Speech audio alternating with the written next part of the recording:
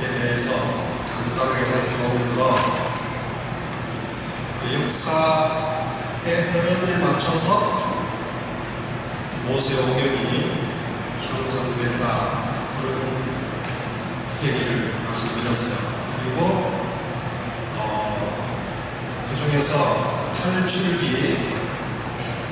그 집수 탈출 그 내용은 이스라엘 그 성경의 어떤 근본 지역이기 때문에 거기서 출발한다. 그리고 그 탈출기로부터 이제 뒤에 모세오경 구약이 다 이어서 나온다 그랬죠. 그래서 오늘부터는 이 모세오경을 읽어보면 그 내용이 좀 일관성이 분명하지 않은 것이 좀 있어요. 중복되는 내용도 있고,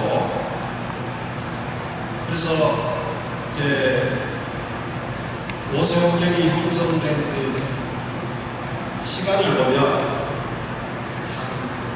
책으로 나온 기간만 따져도 500년 내지 600년의 시간이 필요했어요. 그런데 우리가 신학이라고 할 때는 그 신학은 책으로 쓰여지든 쓰여지지 않든 그 신앙을 믿는 사람들이 믿음으로 쭉 전성마다 오게 있죠.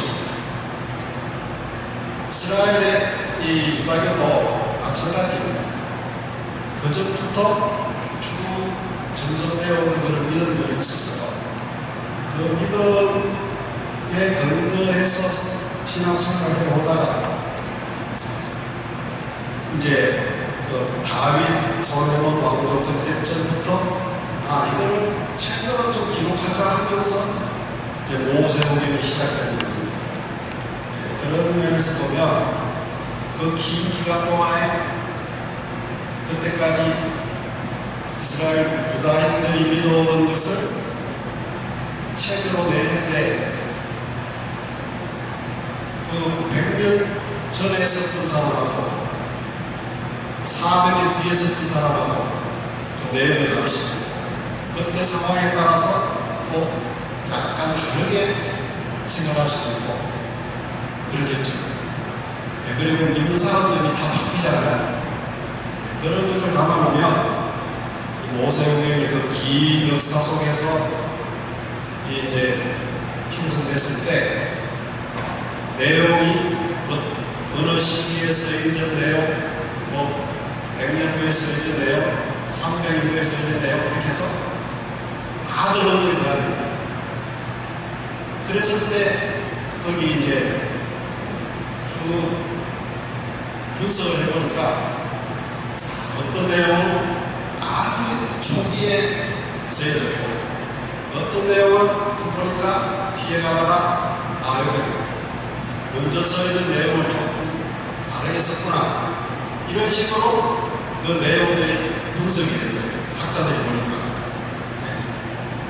그런데 그렇다 하더라도 그 신앙이라는 것은 경전이 나올 때 누가 한 사람이 딱 쓰면 이거 경전이다 하면 경전이 되는 게 아니라, 그거는 그 종교를 믿는 사람 모든 사람들이 다 경전으로 받아들이게 되는 그런 과정이 있는데, 자연스럽게 경전으로 받아들여져 왔던 거예요. 예를 들어서 그 불경 같은 경우도 불경이 나온 기간을 보면 500년에 걸쳐서 나와요. 이 모세오경도 같습니다. 자, 그렇게 봤을 때 쭉 분류를 해보니까 여기 나와 있는 대로 이제 제일 먼저 쓰여진 그쪽 백동 내용은 야훼계라고 하고, 그 다음에 거기에서 써있는 내용을 엘로힘계라고 하고, 그 다음에 신명기계, 사제계 문헌, 이런 식으로 그냥 분류를 해본 거예요. 이거는 이렇다 이 아니고 가설이죠. 가설. 설명하기 위해서 이렇게 학자들이 가설을 내놓은 것일까? 여러분들은 성경을 이해할 때, 우리가 신학적으로 이해할 때 좀 도움이 되는 정도로 여러분들이 이해하시는 거예요. 이거 저기 시험 볼 때 1번, 2번 뭐 정답 이렇게 생각하시는데요. 그래서 이제 다윗 솔로몬 치하 이때가 제일 먼저 나오죠.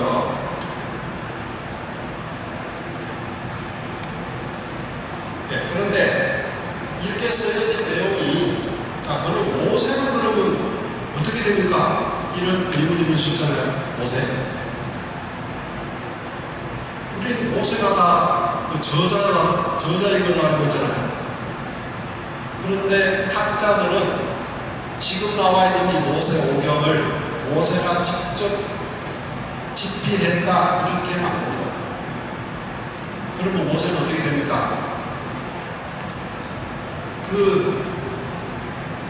이스라엘 종교가 아브라함부터 따져도 지금으로부터 3700년 전이죠. 아브라함이 BC 1700년에 하나님 출발하니까. 그러면 그 전에 예수 모시기 전에 그 전에만 따져도 한 1700이 이렇게가 있는데 그 유구한 역사 속에 유다교 아니면 그 이스라엘 민족의 종교가 내려오다가 전해지는 내용들이 있을 가능성이 있어요. 그것은 최초로 종교 형태로 하느님으로부터 계시를 받아서 전성해준 사람, 다 집계성에서 전성해준 사람은 모세일 것이다. 그래서 이스라엘 민족들은 그렇게 믿어왔던 거죠. 우리 지금 읽고 있는 모세오경에 나온 내용대로 모세가 거의 다 틀을 잡아서 전성을 해줬는데 책으로 성경으로 기록된 것은 그 뒤에 아무리 달리 잡아도 모세께서 돌아가시고 한 300년 전 후에나 이제 성경이 집필되기 시작한다 이래 보시면 돼요. 그렇기 때문에 모세의 역할은 직접 집필하지 않았다고 해서 가볍게 보면 안 된다. 가장 중요한 이 성경 형성에서 모세의 역할을 직접 하느님부터 계시를 받았고 그것을 전해줬기 때문에 모세의 역할은 가장 중요하다는 것을 우리가 알고 있습니다.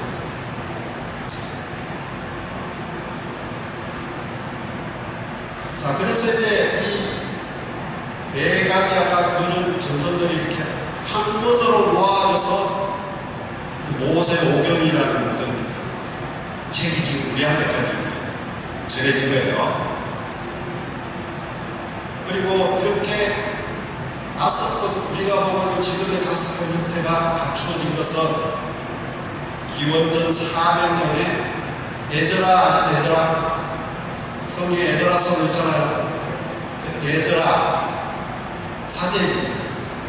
사제이고 성경에 아주 지식이 깊고 박학다식해서 그 모세오경을 딱 지금 우리가 볼 수 있는 거의 같은 형태의 모세오경을 이제 정리를 해요. 이때가 시대가 어디냐면 바빌론 유배에서 귀환했을 때 그때 지금 우리가 보고 있는 이 모세오경의 틀을 갖추었다 보니까 지금으로부터 따져도 2400년 전이 된 거죠. 그래서 이제 시간 관계상 앞에 것은 뭐 이렇게 예루살렘 왕국, 다윗, 솔로몬 왕국 아닙니까? 여기서는 이제 야위스트계라 그러고 북쪽하고 이스라엘은 엘로이스트라고 합니다. 엘로이스트의 특징은 아브라함까지만 올라가요. 저 아담까지는 안 올라가요. 그런데 앞에 이 야외수도는 저 창세기까지 올라가요. 아담까지 올라가요. 역사가. 자, 그 다음에 이제 시기적으로 이렇게 나눠지는 거예요. 처음에 다윗, 솔로몬 왕국, 그 그 다음에 솔로몬이 죽으면 남쪽 유다와 북쪽 이스라엘로 갈라지죠. 갈라졌을 때 이제 그 유다와 북이 망할 쯤에 해서 신명기의 역사가 등장합니다. 왜 그러냐면 이스라엘은 망했고 유다도 곧 망할 것 같으니까 이제 우리가 뭐 신앙생활을 제대로 했나 못했나 한번 재점검을 해보자 해서 운동이 일어나서 이 신명기가 등장하거든요. 일종계통의 책들이 이렇습니다. 신명기, 여호수아기, 방광기, 사무엘기 상하, 열왕기 상하, 이게 그런 움직임에 맞춰서 나온 책들이에요. 자, 그리고 신명기 이름을 한번 보세요. 이 신자가 그 하느님 할 때 신자 아니죠. 원래 이 신명기 뜻이 둘째 율법으로 부르는 왜 그러냐면은 아까 말했다시피 이스라엘 민족이 망하게 된 그 상황이 됐으니까 우리 신앙을 다시 돌아보고 하느님께 뭐 잘못한 게 없는지 우리가 지은 죄에 대해서 반성을 해보자 하면서 하느님으로부터 받은 율법을 다시 한번 재조명한 거예요. 재해석. 그래서 이 신자가 편신자 아닙니까? 재차 다시 보다 이것입니다. 우리말로 치면 신신당부 말이죠. 신신당부. 했던 말 또 하고 해서 이렇게 하듯이 이 신자다. 그 신명기의 의미는 그런 의미로 해서 서여졌다. 이렇게 보십니다. 그리고 이 신명기는 아까 말했듯이 유배를 갔어요. 유배 가기 전부터 쓰기 시작해서 유배 가서도 써야 됩니다.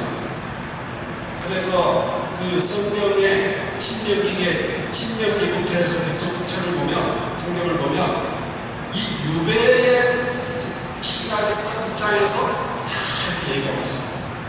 너희들이 잘못해서 쫓겨났고 또 정신 차리고 하나님이 구해주십니다. 이러신 거고. 그리고 이 신명기의 주제는 선택입니다.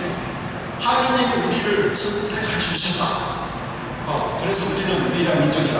그리고 그 하나님의 선택에 보답해서 우리가 하나님 말을 사랑해야 한다. 이것을 계속해야 하는 신명기에서는. 자, 그 다음에 이제 바빌론 유배에 갔을 때 재관계라는 게 또 있어요. 이 재관계는 사제 중심으로 일어나는 운동인데 유배로 이제 폐허가 됐잖아요. 그래서 민족도 망하고 하니까 재건하고 백성들에게 희망을 심어주자 해서 일어나는 운동이에요. 그래서 성경을 다시 씁니다. 그 탈출기 뭐 창세기인데 다 우리가 잘못 알았던 게 없나 하고 다 되짚어가면서 유배라는 관점에서 그 이전의 사건들을 재해석해요. 그래서 여러분 성경 읽어보시면 앞뒤가 조금 뭔가 안 맞는데 하는 내용이 나오면 이런 관점으로 한번 해석을 하시면 맞아떨어져요. 자, 그래서 이스라엘 민족에 있어서 특히 그 유다교에 있어서 이스라엘 민족의 2대 사건이라고 하면 이겁니다. 이집트 탈출, 예전에 출애굽이라고 그랬죠. 이집트 탈출과 바빌론 유배. 이집트 탈출은 아까 처음에 제가 말했던 그 근본 체험이기 때문에 성경 전반에 깔려있죠. 그 다음에 바빌론 유배는 아까 얘기했다시피 성경을 전부 재해석합니다. 이거 우리가 잘못해가지고 벌을 받고 있는 거다, 우리 민족이. 그래서 하나님이 이렇게 말했는데 우리가 못 알아듣겠구나 하고 이게 새로 추가하게 됩니다. 그래서 이제 바뀌게 이렇게 됩니다. 전에는 이제 양을 몇백 마리, 몇천 마리 제물로 바쳤죠. 이제 제물이 없어요. 그래서 안식일에 모여서 마을성만 뭉쳐요. 그걸로 하나님께 제사 드린다. 또 이제 나라가 망해지니까 왕이 없죠. 그러면 이시기 때문에 지상에 없어도 상관없다. 그렇게 해서 안식일도 만들고 하늘에 이렇게 해서 이제 신앙 형식이 영성적으로 바뀐다는 거죠. 그리고 6월부터 귀환하면 이제 성전을 새로 짓죠. 새로 짓는 게 아니라 보수하죠.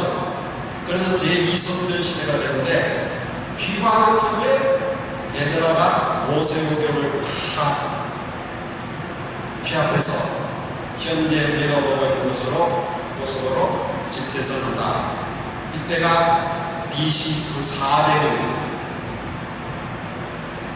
그래서 이제 모세오경뿐 아니라 아까 신명기의 역사서도 나오고 지금 여기 나와있던 신편이고 다 인물이 쏟아져 나옵니다.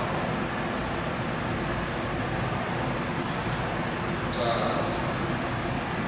여기는 더 지나가겠습니다.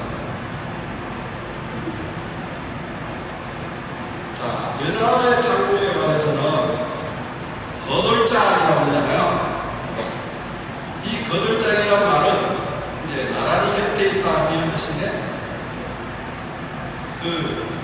동등하다는 뜻입니다. 그런 의미가 있었어요. 그래서 여자는 남자와 동등한 존엄성을 가진다. 여자만이 남자와 대등한 위치에 있고 돕는 사람이다. 동물을 안 되죠. 대등한 위치가 안 되죠. 그리고 내 뼈에서 나온 뼈, 내 살에서 나온 살이로구나 이 말을 하는데, 이걸 가지고 어떤 신부님은 어디서 들었는지, 여자가 왜 오래 살고 병자랑 걸리고 그러지 않냐고, 뼈로 만들었기 때문에 남자보다 강하다 그런 말을 하는데, 여기서는 그런 게 아니라 내 뼈에서 나온 뼈다 그 말은 똑같다는 거야. 너도 뼈 나도 뼈, 너도 살 나도 살, 남자와 여자가 그래. 같은 몸소 같은 이원 같은 품위를 이런 식으로 표현한다는 거였어. 그 생조 언어에서.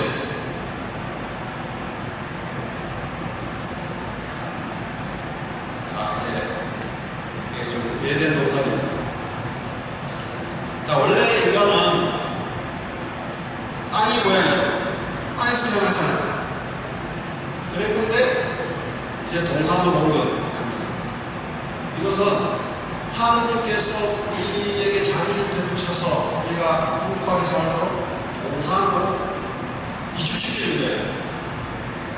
그리고 이 에덴 동산은 우리 천국의 어떤 모델 아닙니까? 하느님 결국 우리를 천국 데려가 주신다 그런 생각도 되고,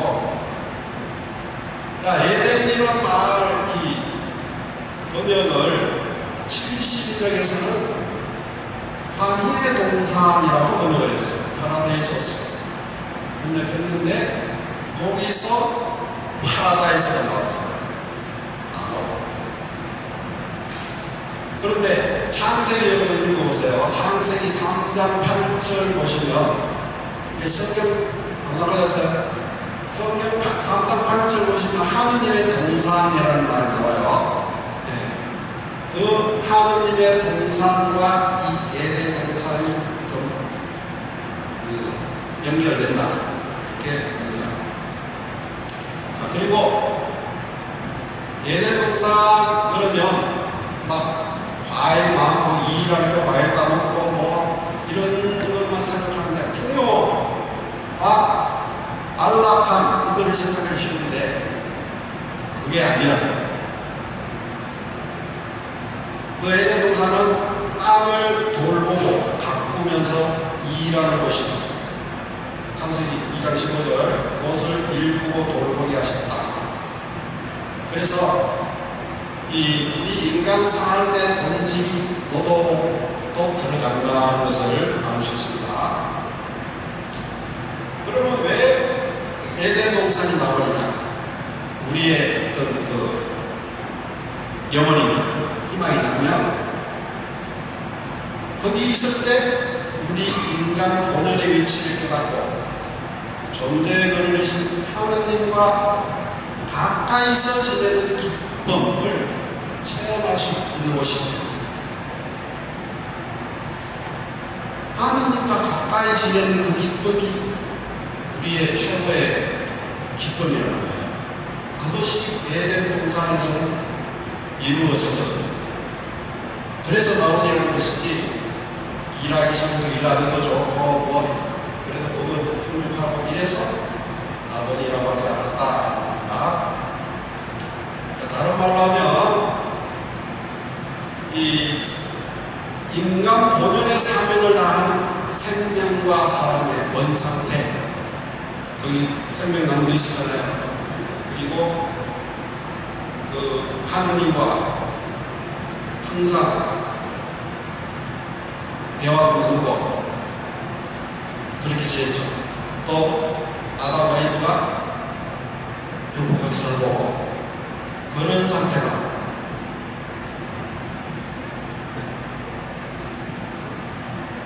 자, 그 다음에 이제 거기서 이제 사단이 벌어지는데 거기 이제 선과 악을 알게 하는 나무가 있죠. 그리고 그걸 열매를 따먹으면 하느님처럼 선과 악을 알게 될 것이다. 이렇게 얘기를 했는데, 요거는 선과 악을 알게 될 것이고 그거 알면 좋지 않습니까? 그러는데 이게 이제 이해를 할 때 오늘날 우리의 언어 감각으로 이해하시는 것고 그 당시에 이 언어들이 어떤 의미로 쓰였나 그거를 알아야 또 공감이 됩니다. 그러니까 요 선과 악을 알게 될 것이다 이 말을 다른 말로 바꾸면 하느님이나 되는 것처럼 되고 하는 거예요. 이 열매 하나 따먹었다고 하면 되는 거 아니잖아요. 그런데 따먹고는 하느님이나 된 듯이 행동하는 그게 죄이기 때문에 이 따먹지 마라 했는데 따먹고 있어요. 그래서 이 말을 에제키엘서 28장에 보면은 그 얘기가 거의 비슷하게 다 나와요. 에덴나무와 뭐 하느님 같이 되는 거, 거룩 다 나오거든요. 티로의 왕이 그렇게 행동했다는 거죠. 그래서 멸망시킵니다.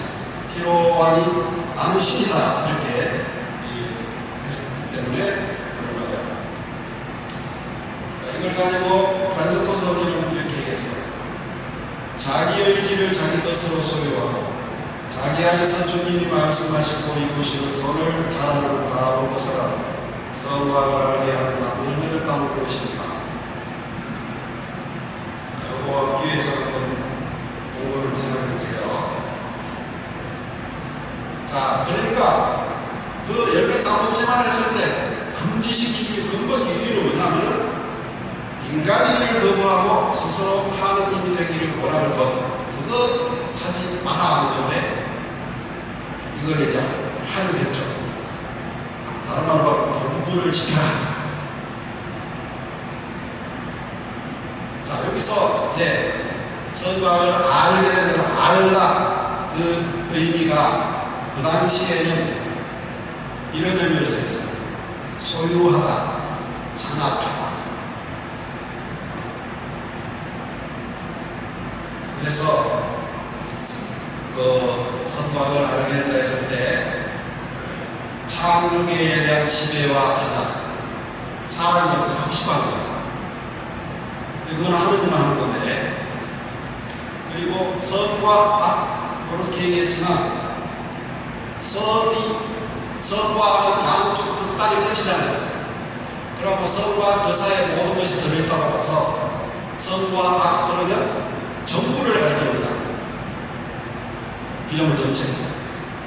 그래서 선과 악을 알려고 한다는 것은 창조에 있는 것을 모든 것을 알려고 하는 거기 때문에 자, 이걸 말을 이제 합치면 이렇게 됩니다. 인간이 모든 것을 장악하고자 하는 것. 하느님 권한을 자기가 가지고 싶겠다는 것입니다.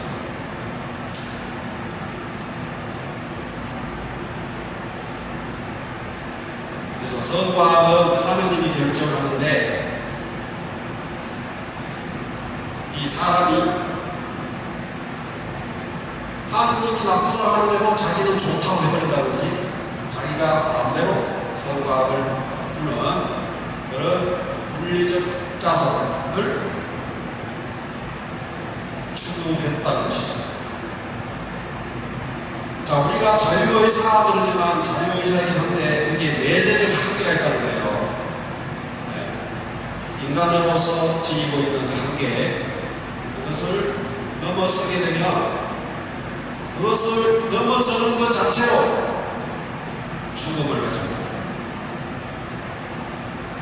선과악의 본질을 침범하는 것 자체가 선과악의 본질.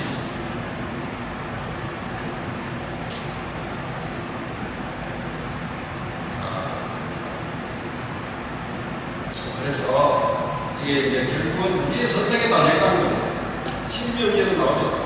나는 오늘 하늘과 땅을 증인으로 세우고 생명과 축복, 축복과 저주를 너의 편에 놓는다.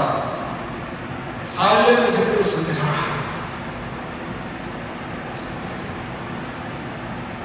자, 그래서 여기서부터 이제 그 창세기 3장 15절에부터 나오는 그 원복음 얘기가 나오죠.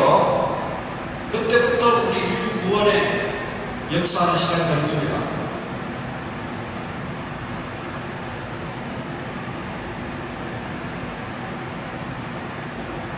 자, 그래서 바벨탑 사건까지 인간 사회가 제약의 상태에 놓여 있어요. 그래서 아브라함이 믿음의 사람으로 부르심을 받죠. 그래서 그 믿음 죄악의 땅에서부터 아브라함을 따로 떼내야 하는 거예요. 그래서 그 하나님으로부터 이제 부르심을 받고 가나안으로 갑니다. 그리고 이 아브라함은 하느님께 온전히 응답한 의인으로 나오죠. 묘사되죠. 그래서 이것을 그 원조의 불순명과 대조시킵니다. 그 말하자면 이제 아브라함의 새 역사를 내놓은 주인공으로 선택된 거예요.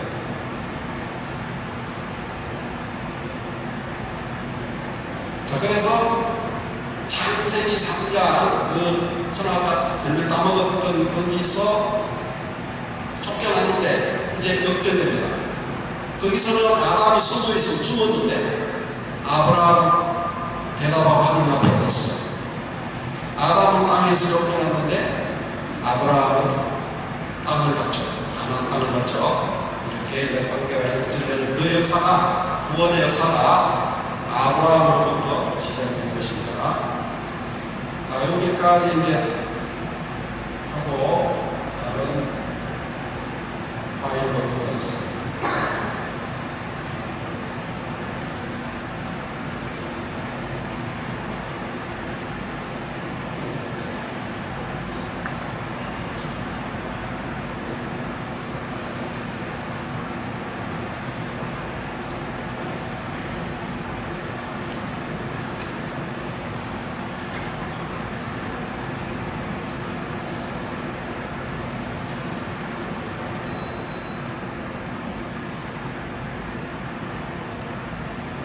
자, 이제 오늘 제가 말씀드리려는 주 내용인데, 이 안식일과 주일에 대해서 말씀드리겠습니다. 안식일을 히브리어로 뭐라고 하는지 아세요? 사바타. 신 옆에 있는 히브리어가 사바타라는 거예요.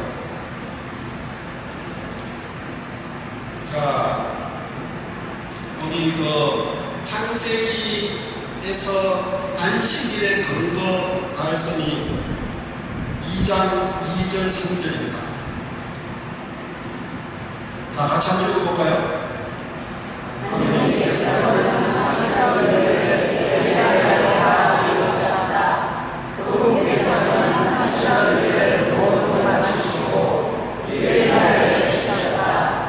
하나님께서 이른 날에 복을 내주시고 그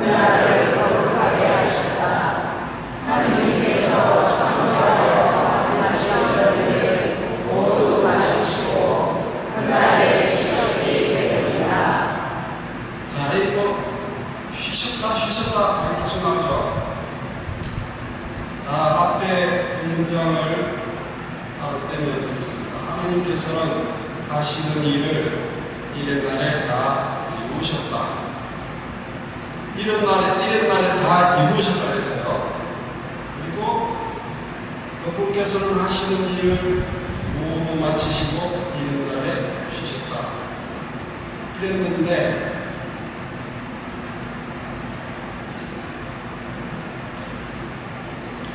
그거 보면은 다 이루시고 쉬셨다 그래놓고 그 다음에 가면 이랜날에 복을 내리시고 그날을 거룩하게 하셨다 이렇게 있어요. 그죠? 그러면 이랜날에 쉬셨다고 했지만 이랜날에 복 내리는 일을 하셨죠. 그러니까 쉬셨다는 말이 이제 아무것도 안 하시고 그냥 조용히 계신 것은 아니라는 거예요. 살펴보겠습니다. 그래서 이랜날에 쉬셨다 이 말은 이랜날에 쉬시는 가운데 창조의 완성이 이루어진다 이 뜻입니다. 이제 2일까지 창조를 활동하셨는데 이랜날에 쉬세요. 쉬시면서 그냥 쉬신 게 아니라 이제 축복을 내립니다. 축복. 자, 우리가 여기 성전 지으면 성전 다 지으면 뭐예요? 이거 성전 되려면 어떻게 돼요? 현대건설은 딱 지은 성전입니다. 어떻게 해야 돼요? 말해요.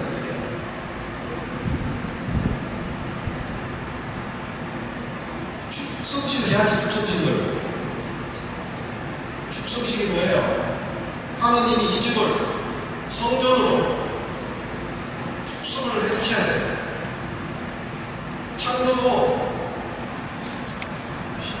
하나님이 이제 6일 동안 다 창조를 하셨어요. 그랬으면 끝난 게 아니라 이제 하나님이 그 창조물에 축복을 내리십니다. 그래야지 그게 완성이다. 거룩해집니다. 자, 그래서 하나님께서 창조하시 마치시고 쉬셨다 했을 때 그 쉬셨다는 것은 무슨 뜻이냐? 하나님이 창조 시작하기 전에 계셨던 원래 모습이죠. 그 모습으로 돌아간다는 거예요. 다시 원래 하나님이 계시는 모습이 있을 거 아니에요. 근데 그 모습이 아무것도 안 하시느냐? 그렇진 않죠. 축복을 내리시는 겁니다.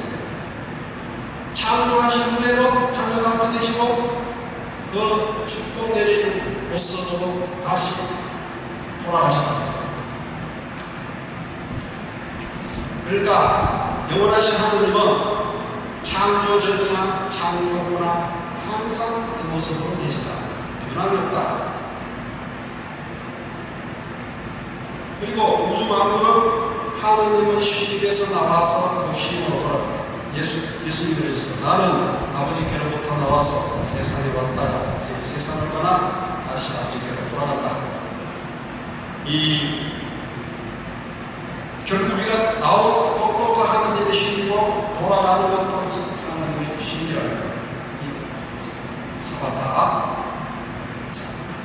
그래서 이 일의 날이 엿새 날과 분리돼서 하나님의 시간이고 거룩한 날이 됩니다. 자, 그래서 우리가 세상에 피조물이 막 천변만화하는데 그 가운데 하나님의 참모습은 변함이 없습니다. 자, 예수님이 그 제자들과 함께 호수 건너가실 때 배에 타고 있는데 풍랑이 일어서 제자들은 죽는다고 소리치는데 예수님 어떻게 했었어요? 뱉어 몸을 뱉으고 저기 죽으셨잖아요. 그게 뭘 뜻하냐? 바로 이겁니다. 세상은 아무리 폭풍이 있고 그래도 하나님은 변함이 없습니다. 쉬고 계십니다. 그 쉼에서 우리가 나왔고 이제 또 우리가 그 쉼에 들어가야 돼요. 자, 10편에 이런 시편이 있어요. 요 보면 잘 나와 있어요. 한번 읽어보세요.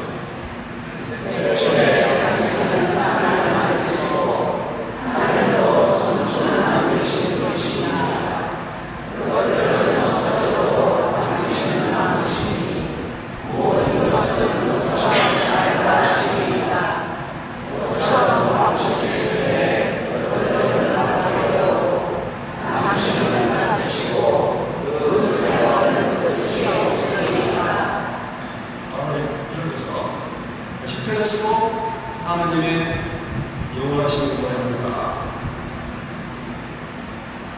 자, 그래서 우리는 이 하나님의 쉼 안에 머물면서 축복을 받아야 됩니다. 그래서 예수님이 너희는 내 안에 머물러라 말씀하시고요. 자, 그 다음에 이제 이어지는 말에서 이게 다 나옵니다. 자, 한번 읽어보세요. 하나님께서 옛날에 복을 내리시고 그날을 거룩하게 하셨다. 하나님께서 창조하여 만드신 일을 모두 마치시고 그날에 쉬셨기 때문이다. 보세요. 이랬날에 쉬셨다 했는데 그냥 쉬는 게 아니죠. 복을 내리시고 거룩하게 하십니다. 네. 그런데 뒤에 보면 그날에 쉬셨기 때문이다 이렇게 되어 있죠. 그러니까 쉬면서 쉰다는 말이 바로 복을 내리고 거룩하게 하시는 그 일과 같은 거예요. 이게 이제 기머리의 본문입니다.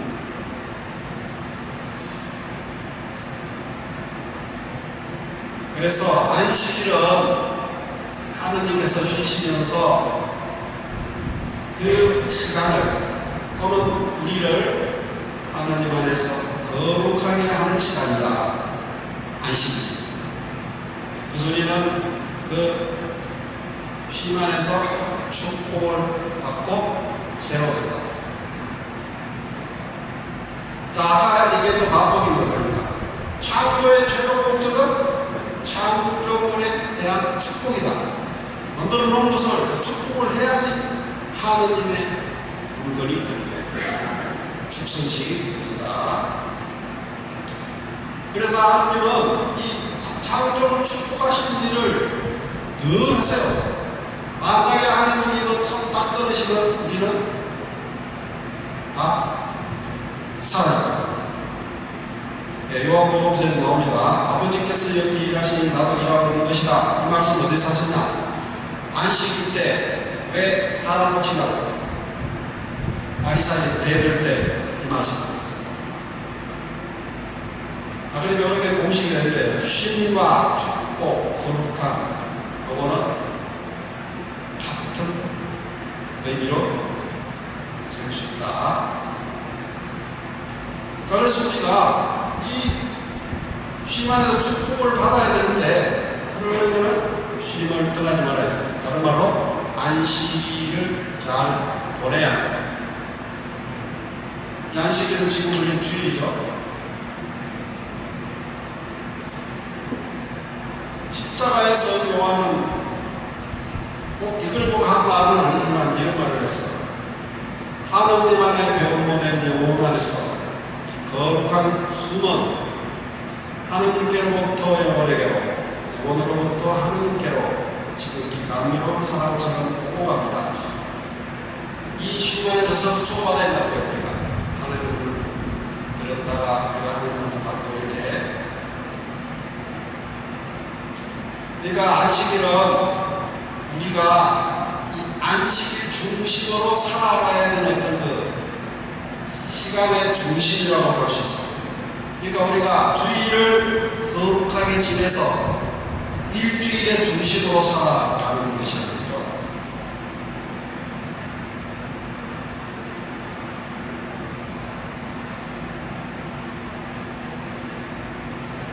자, 그래서 안식일의 축복을 통해서 우리는 영원한 신적 영역에 들어가게 되고 그 안에 머무는 것이 구원이거든요.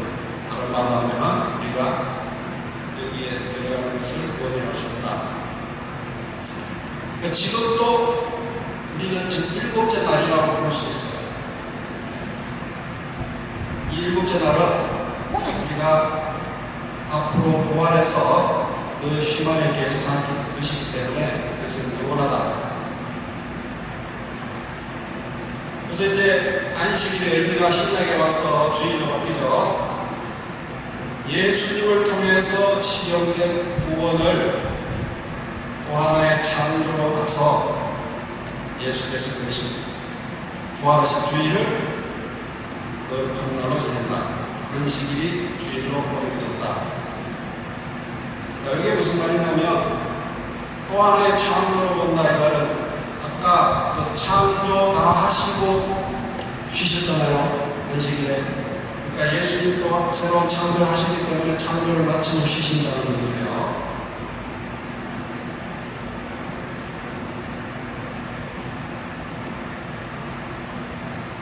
그래서 우리가 주일에 축복을 받고 거룩해지기 위해서는 무엇을 해야 하나? 그냥 가만히 있으면 되느냐?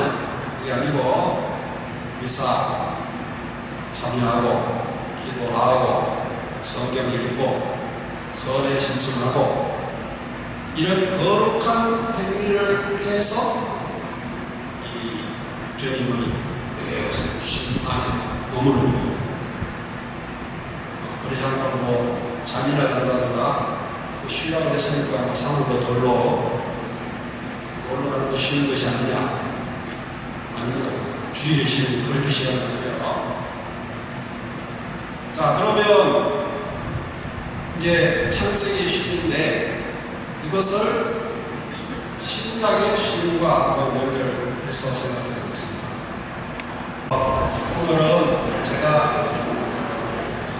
얘기를 나누고 싶은 내용을 말씀드리려고 중간에 잠깐 쉬려고 얘기를 조금 길어질 수도 있겠지만 10시는 넘기지 않도록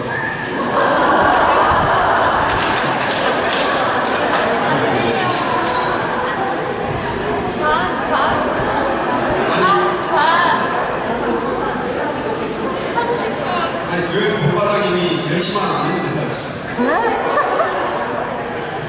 자, 한번 들어보세요. 들어보시면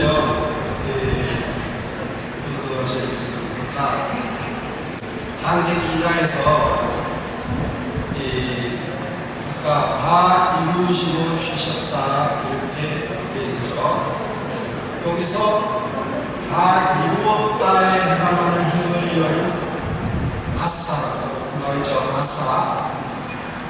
아사라고 있는데 예수님께서 십자가에서 돌아가시기 전에 마지막 하신 말씀이 다 이루었다. 아사. 그러니까 창세기에 다 이루었다고 나왔는데 지금 신약에서 다 이루었다고 나왔죠. 근데 예수님은 오셔서 재창조를 하신 거잖아요. 그러니까 그거를 좀 연결시켜서 생각해 보시면 돼요. 자, 요한복음 19장 30절이 이렇게 되어 있습니다. 읽어보세요.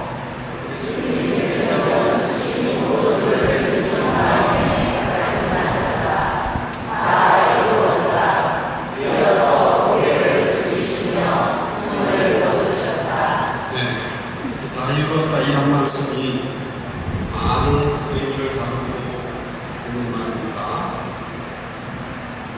자, 그래서 예수님께서도 다 이루시고 쉬신다는 거예요. 이제 다 이루었다는 것은 창세기를 생각해보면 다 이룬 후에는 하나님은 쉬시니까 예수님도 쉬신다.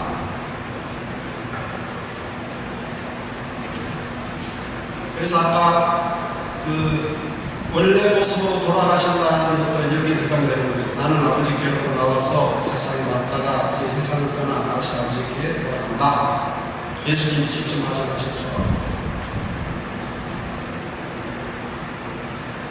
자, 이게 하느님의 신유가 아까 말씀드렸다시피 우리는 이 신만에서 쉬는데 우리가 이제 나중에 부활하면 이 주님의 쉼 안에서 영원히 쉬는 것이 구원이다. 그런데 예수님께서 다 이루시고 쉬신다는 이 사실과 연관이 있는 아주 중요한 시편이 있습니다. 시편 22편. 자, 예수님께서 십자가에 사신 말씀이 가상 실험을 해가지고 7가지 있잖아요. 근데 그 중에 2개가 이겁니다. 자, 읽어보세요.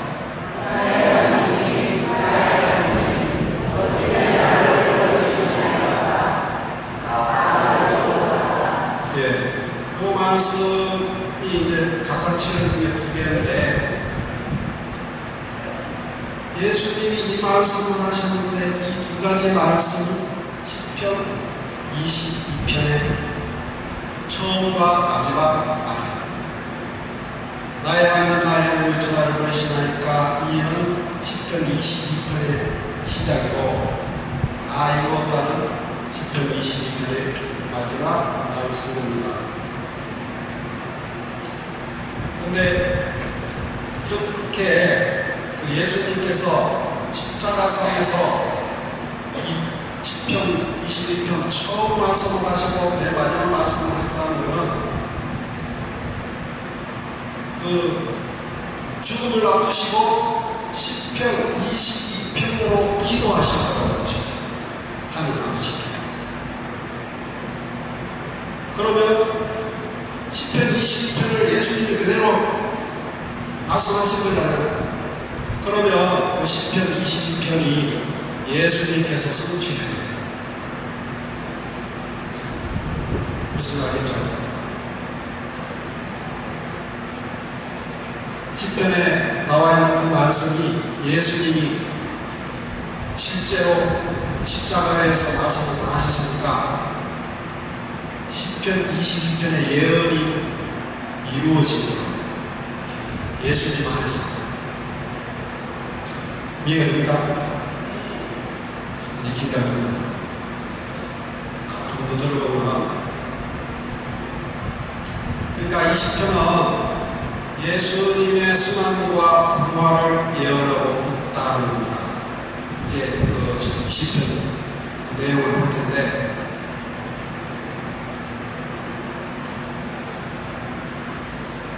자, 이게 근데 전편을 제가 여기 실었어요. 좀 길지만 한번 같이 읽어보겠습니다. 자, 나의 하나님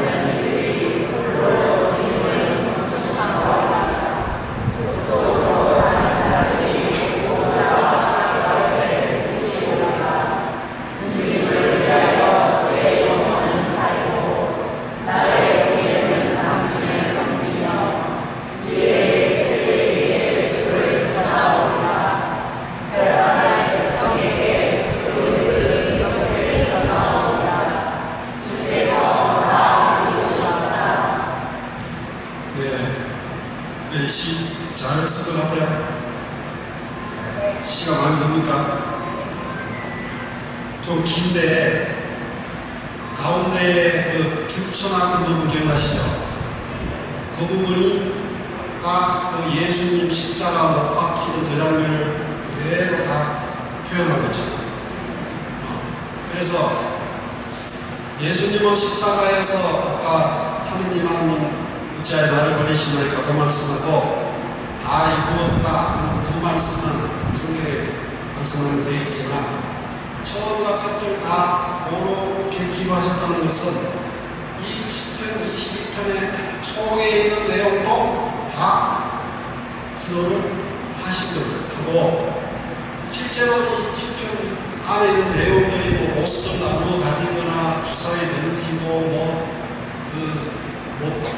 못지하 뭐 이런 거 실제로 예수님이 십자가상에서 다 당하셨잖아요. 그러니까 20편, 22편은 예수님에게서 다 실현됐다고. 그 내용 그대로. 그러니까 20편, 22편은 예수님의 순환과 부활을 예언한 10편이다. 그래요. 그런데 20편이 어디서 해졌냐? 예수님으로부터 한 800년 전에 시작했거든요. 800년 전에 시작한 10편인데 이 내용을 그 로마 시대 때 예수님 당시에 그 군인들이 옷 나눠 가지고 제비뽑기에서 옷 나눠 가지고 못지한 십자가에 못 박고 이런 거를 알 수가 있었겠어요. 몰랐지. 그 당시에 이런 건 없었는데 그런데 20편에는 정확하게 나오잖아요. 그러니까 예언이에요. 예언으로밖에 설명할 수 없어요. 그러니까 이것이 그대로 예수님에게서 실현이 됐다. 그런데다가 이제 첫 부분에 나의 하나님 나의 하나님 어찌 나를 버리시나이까 그 말하고 이 다 이루어졌다 맨 끝에 말하고 두 가지가 여기 예수님이 딱 말씀하시잖아요. 그래서 10편에서 말하는 그것을 아까 창세기에 연결시켰던 그 말 다 이루었다 이루고 나면 쉬는 것 이것까지 우리가 생각하게 되는 거예요. 자, 그거 한번 보세요. 1절에 이제 나의 하나님 나를 버리시나이까 이게 히브리어로 그랬고 이게 그리스 신학성서에 그리스어로 쓰여 있죠. 그 다음에 아람어 아마 예수님은 아람어로 말씀하셨을 거예요. 그러면 옛날에 이게 아람어예요. 그리고 여기는 엘로이 레마 사바타는데 그리스어로 마르코 복음은 엘로이인데 마테오 복음은 엘리예요. 근데 제가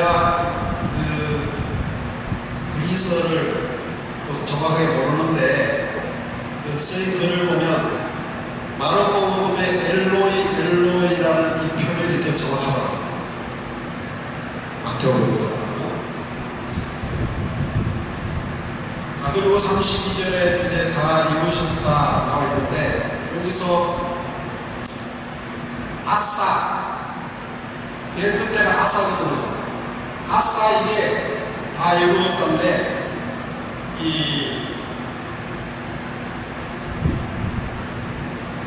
그리스어 성경은 신약 성경은 그리스어로 쓰여졌으니까 그리스어로 치면 그 밑에 보여요. 테텔레스타이로 쓰여졌어요. 근데 이게 이제 예수님은 아람어로 히브리인이시고 아람어로 말씀하셨기 때문에 테텔레스타이라고 말씀을 하지 않으셨죠. 실제로 아싸라고 썼어요. 그리고 10편, 22편을 메시아 10편이라고도 하고 십자가의 10편이라고도 합니다. 자, 그런데 이제 이 말씀을 보고 하나님 왜 어찌하여 저를 버리셨나니까 이 표현을 보니까 아니 예수님이 버림을 받으셨다고 이러면서 믿지 않는 사람들이 이걸 공격하고 봐라 예수님 버림받았잖아 이렇게 얘기하잖아요. 그런데 예수님은 그런 의미로 하신 말씀이 아니라 시편 22편 그 예언을 성취시킨 말씀. 시편 22편 그 내용 쭉 보셨죠? 처음에는 그렇게 딱 시작하지만 뒤에 내용들은 원한 기색 없어요. 그 다음에 죄의 고백도 아닙니다. 그 기간이 버림받은 기간이 아니라 버린 것처럼 보일 정도로 그토록 고통스러운 기간이라는 것입니다. 그래서 시편 내용은 계속 하느님에 대한 흔들림 없는 신뢰를 고백합니다.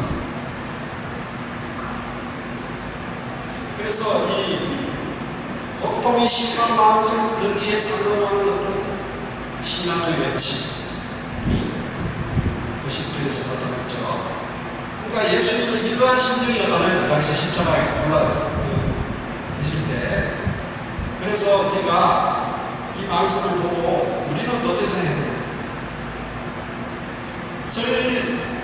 설사 버림받은 것 같은 절망의 상태에서도 포기하지 않고 항구의 주님을 향해서 도움을 호소하고 이 믿음을 우리가 배워야 되는 거죠. 예수님이 우리한테 그거를 보여주신 거예요.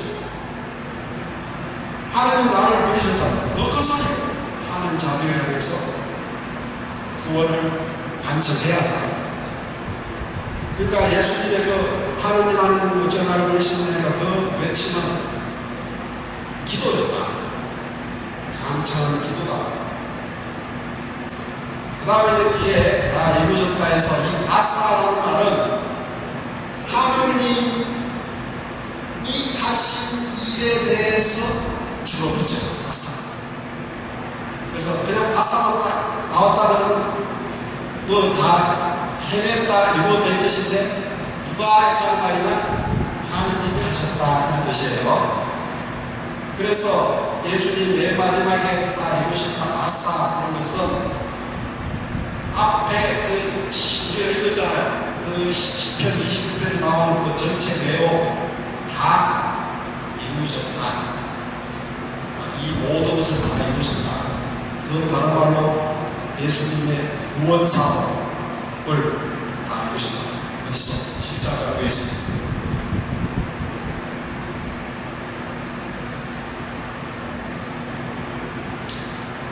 그래서 테텔레스타이를 조금만 살펴보면 원래 예수님은 아사라고 말씀하셨을 텐데 신약성서를 복음을 그리스로 쓰다 보니까 아사에 해당하는 그리스어를 찾았는데 그게 테텔레스타이더라. 그래서 테텔레스타이를 썼어요. 이 말의 뜻은 완전 치유됐어요. 이 뜻입니다. 빚을 졌는데 빚 다 갚았어. 이런 뜻입니다. 그 빚이 뭐냐? 우리가 하느님에게 지은 그 죄에 대한 빚.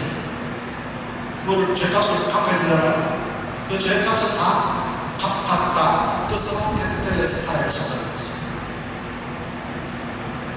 근데 그게 원래는 아싸 그런 의미라기보다는 하느님이 하신 일 다 이루었다. 이 뜻으로 쓰는 말인데 그 의미로 이 말을 썼습니다.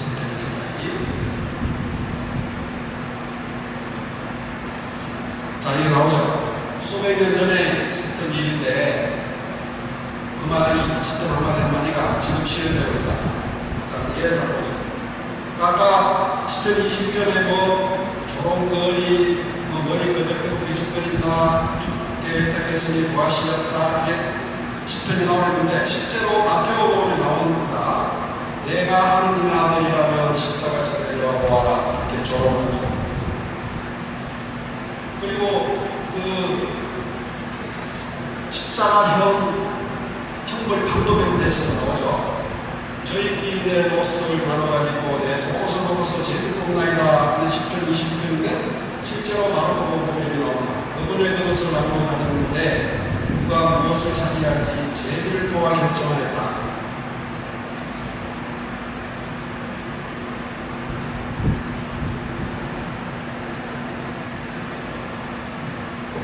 이건 예언으로밖에 설명할 수 없어요. 자, 그래서 이제 이 시편은 마지막 부분이 큰 예언을 끝납니다. 나라가 주님의 것이요 주께서 남백성을 다스리려니 땅속이라는 너희들이 홀로 그렇게 무수하오리다. 그래서 이게 이제 다 이루어졌다 하고 끝나는데 요한복음에 다 이루었다 이 말씀을 하셨단 말입니까? 그러니까 아마도 아람으로 아사가 하셨을 것이다. 디테레스타가 아니고 그러면 다 이루었다 하셨으니까 아까 창세기에 다 이루고 나서 쉬셨듯이 이거를 연결시켰다는 거예요. 예수님은 돌아가셨지만 다 이루시고 나서 돌아가셨지만 아까 몸을 하셔서 나는 아버지께서 왔다가 다시 돌아간다 하셨잖아요. 돌아가서 쉬십니다. 다 이루시고 쉬십니다. 그러니까 이게 신약의 휴식이라는 거예요. 자, 이 다 이루었다는 걸 조금 더 보면 이제 창세기 순간 이후에 인류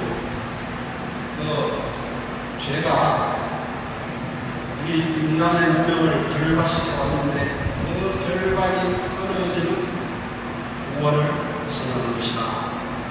그런 의미가 있죠. 자, 주님께서 하실 일 다 이루시고 쉬십니다. 참된 쉼을 주시는 말씀입니다. 이 말씀을 다 이루셨기 때문에 우리도 이제 주님 안에서 쉴 수 있겠다. 그런 희망을 가질 수 있죠.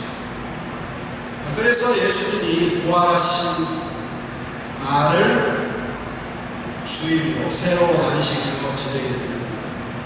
그래서 우리가 주일에 이 쉼 안에서 쉬어야 된다. 자, 그렇게 해서 10편, 22편이 끝났죠. 10편이 23편으로 넘어가는데 10편은 150편인데 이 짤때 10편도 편집을 했는데 이 편집자가 누군지는 모르겠지만 10편 1편부터 150편까지 나름대로 거기다 의미를 담은 순서를 배열했어요. 그랬는데 지금 딱 보니까 23편이 뭐예요? 여러분 잘 아시는 주님 나의 목자죠. 우리를 쉬게 하시는 목자잖아요. 그러니까 10편이 다 이루시고 10편 23편 오니까 이제 쉬는 거예요. 주님 나의 목자 안식을 것 없노라 하고 쭉 나오지 않습니까? 얼마나 평화롭고 편안합니까? 푸른 돌발에서 듣고 죽음의 그늘린 골짜기를 가는 것도 이제 어떤 우리의 그 죽음 이후 부활을 예상해 보시겠죠. 산을 차려주시고 한평생 넘쳐가 복이 있는 것이다. 주님 우에서 할 것이다. 이렇게 10편, 23편이 이어집니다. 그 다음에 누가복음 말씀도 연상시킬 수 있죠. 주인이 종들을 식탁에 앉게 한 다음에 시중을 들어준다. 이게 천상에서 우리가 누리게 될 은총의 잔치, 천상잔치 아니겠어요? 그래서 다 이뤘다는 것은 예수님의 구속사업이 완성된 거라고 볼 수 있습니다. 20편, 22편에 담긴 내용 전부가 그 예수님의 십자가에서 다 성취된 것을 밝힌 거다.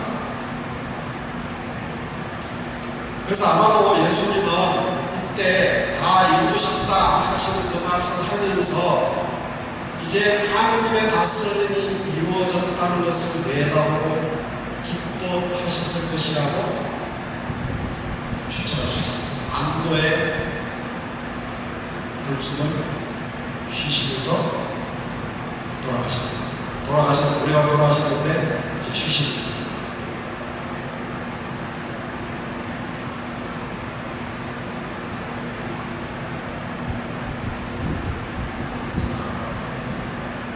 아직 10시는 안 되는데 요거 한 10분만 보고 마칠게요. 자, 그러면 이제 여기 됐고 이 사악의 제사를 보면요. 자, 여기 그림 좀 잘 보입니까? 이 렘브란트가 그린 그 이삭의 제사인데 딱 그 이삭을 목을 딱 젖혀놓고 칼을 대려고 하는데 천사가 와서 아브라함 손을 탁 치죠. 그러니까 칼을 좀 떨어뜨리는 그런 순간입니다.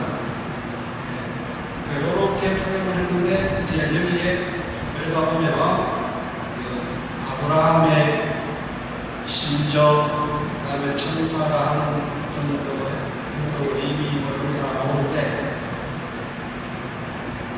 자, 아브라함과 이삭의 제사 이걸 보면 우리가 그냥 뭐 아들 바치라니까 말 잘 듣는 아브라함이 바치려고 했다가 아들 죽여서 정말 바치려고 했을 때 천사가 나타나서 말리고 탁 긁을 때 저 양이 한 마리 사슴이 숲에 걸려가지고 그 대신 바치고 이렇게 그냥 얘기해보면 그냥 단순해요.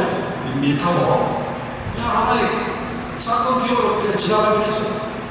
그런데 여기에 좀 더 이렇게 묵상을 하고 생각해보면 이게 좀 많은 의미가 있다는 거예요.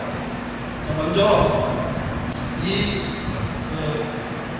이야기는 하느님에 대한 천자 순종을 얘기하죠. 그 당연하다고 여러분이 생각하실 텐데, 자, 하느님은 절대로 자유롭기 때문에 마음대로 주고 마음대로 가져요. 주고 싶어 줬다가 또 마음이 바뀌면 줬다고 바로 뺏어가는 그런 하느님이라는 거예요. 그러니까 여러분들 혹시 그런 생각이 드시거든 연례지 마시고 아브라함으로 생각해보시고, 그러니까 스스로 모순되는 어떤 행동을 하시는 분이 하느님이시다. 우리가 봤을 때 사실 이삭은 그 하느님이 아브라함한테 한 약속의 전체잖아요. 근데 그거를 제물을 바치겠으니까 이거는 뭐 거의 구원을 포기하는 것이 하시고 모순의 극한이라고 하시는데, 아브라함의 신앙은 바로 이 지점에서 드러났다. 거기서도 아브라함을 따랐다. 그리고 이스라엘을 자신들한테 적용시켜왔대요. 이걸 읽으면서. 그러니까 우리도 우리 그리스도 신자들한테 이것을 적용할 수 있겠죠. 이스라엘 사람들은 자기들이 그러니까 이스라엘 민족이 야훼 제단에 올려졌다. 그랬다가 하느님의 자비한 처분으로 물림을 받고 생명을 되찾았다. 이런 의식이 듭니다. 이게 무슨 얘기냐? 유배 받았잖아요. 유배 갔잖아요. 나라 뭐가 유배 갔죠? 그것을 야훼 제단 위에 올려진 걸로 봤어요.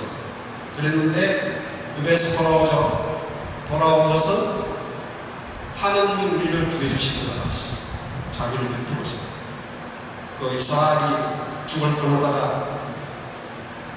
양돼지 물려두듯이 그렇게 이스라엘을 지나야 되는데, 이게 그러니까 어떤 일종의 방해성도 회개죠. 이게 자기들이 자책을 하는 거예요.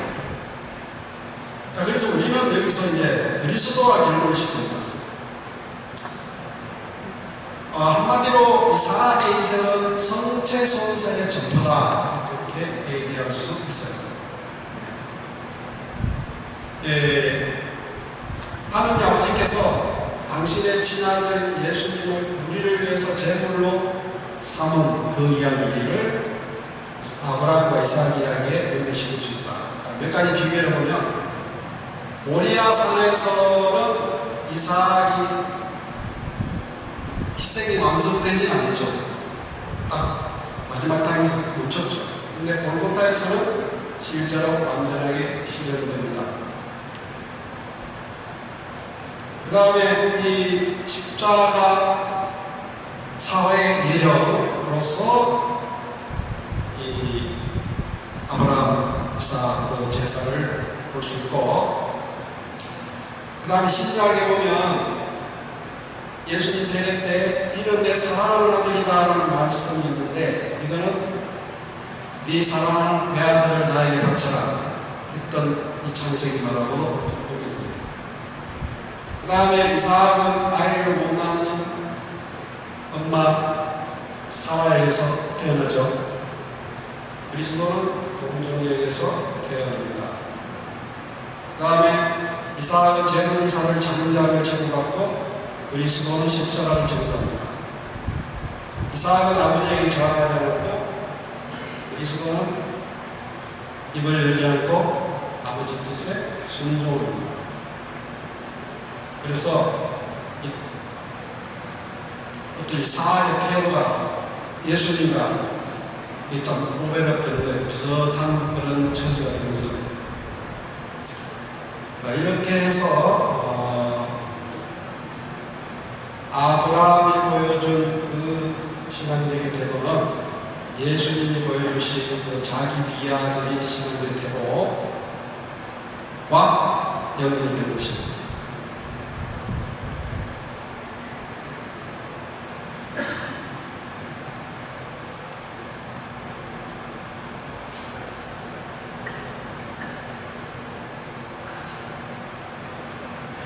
그래서 여기서 또 우리가 보는 것은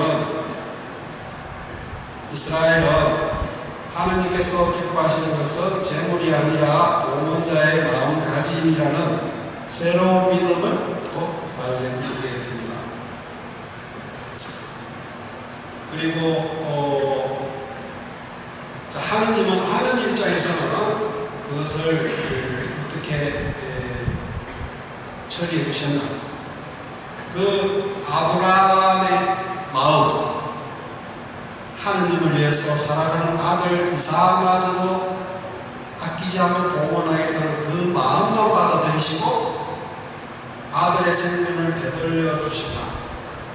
이게 아브라함이 그만큼 하느님께 사랑을 표현하니까 하느님도 가만히 못 계시고 아브라함에게 사랑의 친교를 나누신다. 이렇게 볼 수 있는 거죠. 또 예수님에 대해서 예수님도 목숨을 바쳐가면서까지 하나님 성부께 순종하시니까 하나님은 3일 만에 다시 살리셔서 당신 옥좌 오른편에 앉혀주시고 하나님 나라 다스릴 권한을 주신다. 그렇게 하나님은 사랑의 친교를 하신다는 거죠. 그래서 이삭 제사에서 보면 인간과 하나님 사이에 오가는 그 친교고 성부 하나님과 예수 그리스도 안에 오가는 아름다운 친교를 우리가 또 만날 수 있습니다. 이렇게 이삭의 제사에 대해서 간단히 설명했습니다.